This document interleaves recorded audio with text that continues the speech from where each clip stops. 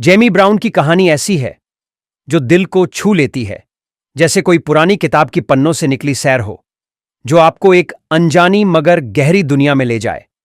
वो अमेरिका में पली बढ़ी, एक ईसाई परिवार में, जहां बचपन से ही चर्च का हिस्सा थी।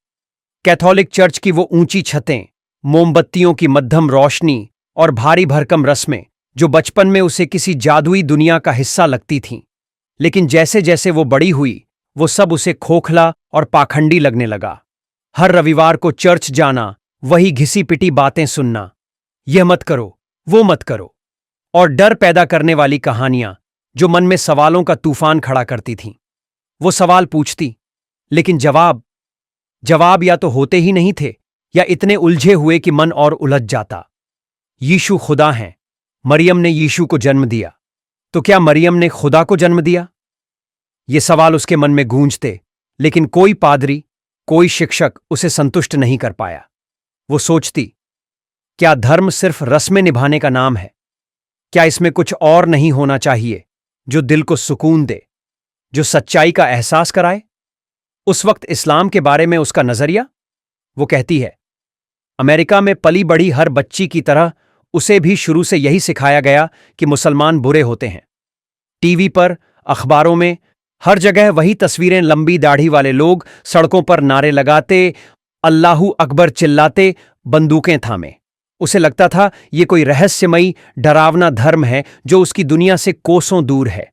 लेकिन गहरे में उसे ये भी लगता था कि शायद ये सारी तस्वीरें पूरी सच्चाई नहीं बता रही हैं। फिर जिंदगी ने उसे लॉस एंजलिस खींच लिया, हॉलीवुड की चकाचौंध में।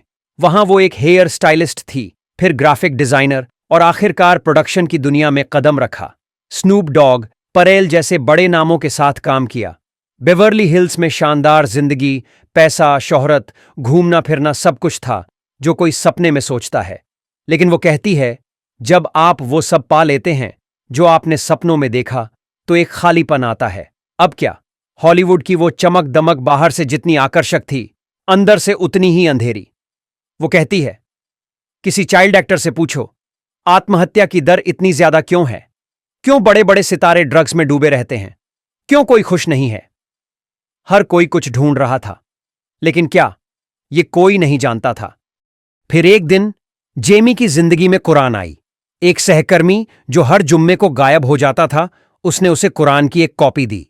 जेमी ने सोचा, वो इसे पढ़कर उसकी कमियां निकालेगी, उसे ईसाई बनने के लिए मना लेगी। लेकिन जैसे ही उसने कुरान खोला, कुछ जादू सा हुआ।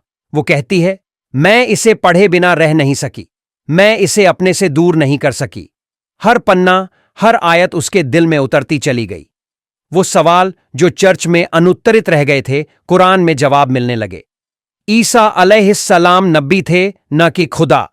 खुदा एक है, वो किसी के साथ बंटता नहीं। ये बातें उसे इतनी साफ, इतनी तर्क संगत लगीं कि वो हैरान रह गई। बाइबल के सैकड़ों वर्जन, जिनमें हर बार कुछ न कुछ बदल जाता था, उसे हमेशा परेशान करते थे। लेकिन कुरान, वो एक था, बिना किसी बदलाव के, सदियों से वही।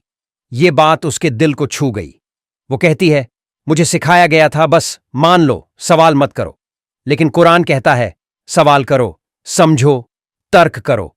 फिर आया वो पल जब जेमी ने फैसला किया कि वो मुस्लिम बनना चाहती है।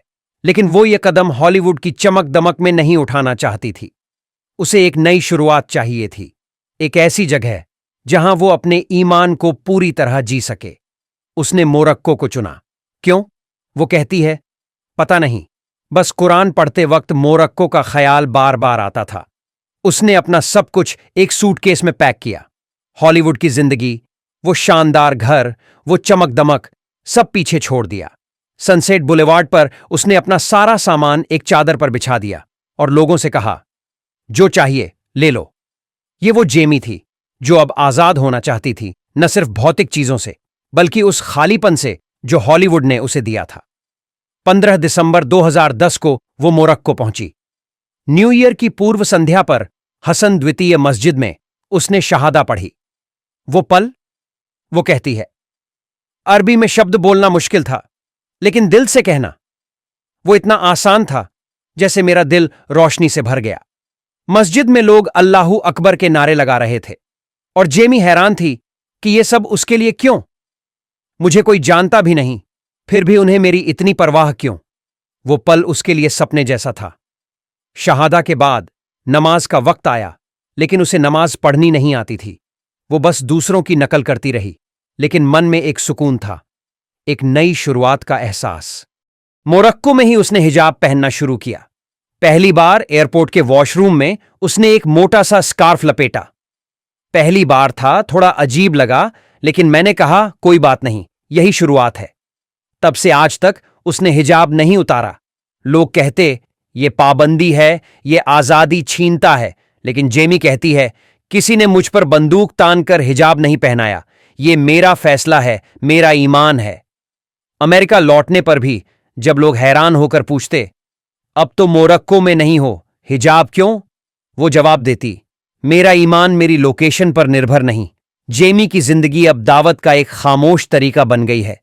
वो कहती है मैं किसी के पीछे भागकर इस्लाम नहीं सिखाती, लेकिन अगर कोई सवाल पूछे तो मैं जवाब देती हूं। एक बार मोरक्को के एक कैफे में एक 14 साल की लड़की उसे और उसकी दोस्तों को घूर रही थी। वो लड़की रो रही थी। जेमी ने गूगल ट्रांसलेट की मदद से अरबी में एक नोट लिखा, जो भी तुम्हारी तकलीफ है अल्लाह उसे आसान करे। जब उस लड़की ने वो नोट पढ़ा, वो फूट फूट कर रो पड़ी। उसने बताया कि वो हिजाब पहनना चाहती थी, लेकिन डरती थी कि दोस्त क्या कहेंगे। जेमी और उसकी दोस्तों का हिजाब देखकर उसे हिम्मत मिली। 2 हफ्ते बाद वो लड़की पूरी तरह हिजाब में थी। जेमी की आंखें उस पल को याद कर चमक उठती हैं। जेमी कहती है अमेरिकी समाज में नैतिकता का पतन हो चुका है। इस्लाम इसमें मार्गदर्शन दे सकता है। ये कोई सख्त कानून नहीं, बल्कि एक रास्ता है जो आपको सुकून और खुशी देता है। गैर मुसलमानों को वो कहती है मीडिया पर भरोसा मत करो, खुद रिसर्च करो, किसी मुस्लिम से बात करो, मस्जिद में जाओ। गाजा में हो रहे अत्याचारों ने भी कई अमेरिकियों का दिल तोड़ा है और वो इस्लाम की ओर देख रहे हैं।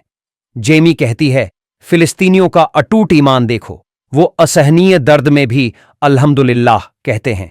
ये वो इस्लाम है जो दुनिया को बदल सकता है।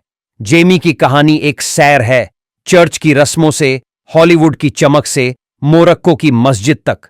वो कहती है मेरे माता पिता के लिए दुआ करो, और उसकी आवाज में एक यकीन है कि सच्चाई का रास्ता हमेशा रोशनी की ओर ले जाता है।